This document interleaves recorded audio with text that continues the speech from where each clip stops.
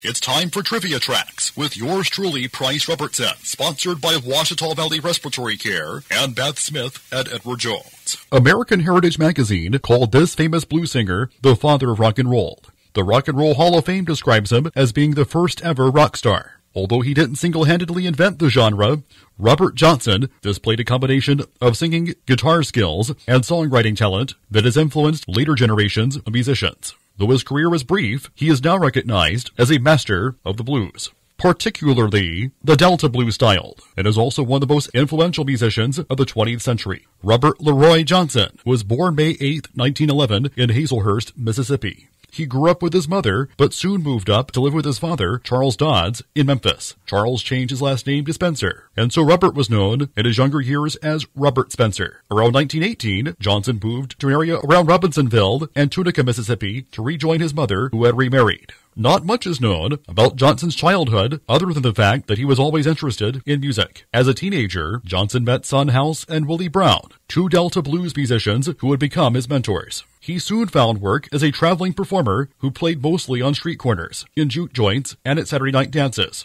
He participated in only 2 recording sessions, one in San Antonio in 1936 and one in Dallas in 1937.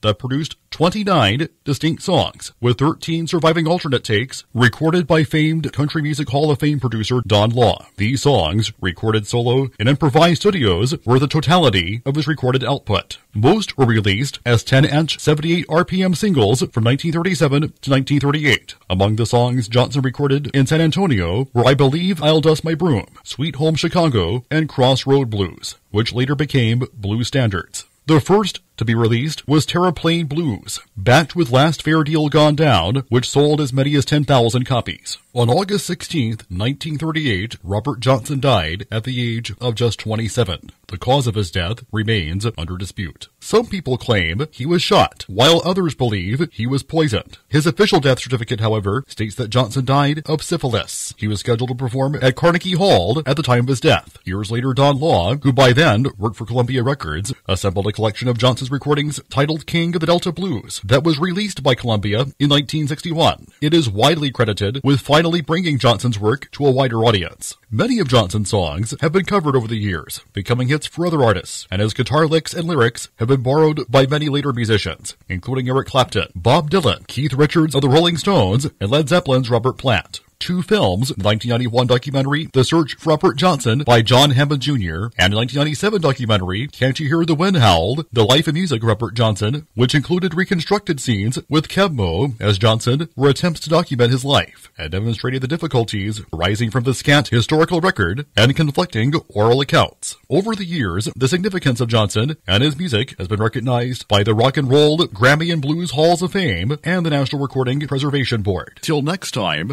I'm Price Robertson. Amazed by today's trivia? Then join me every Monday through Friday morning for Trivia Tracks on Fox Sports Camden 97.1.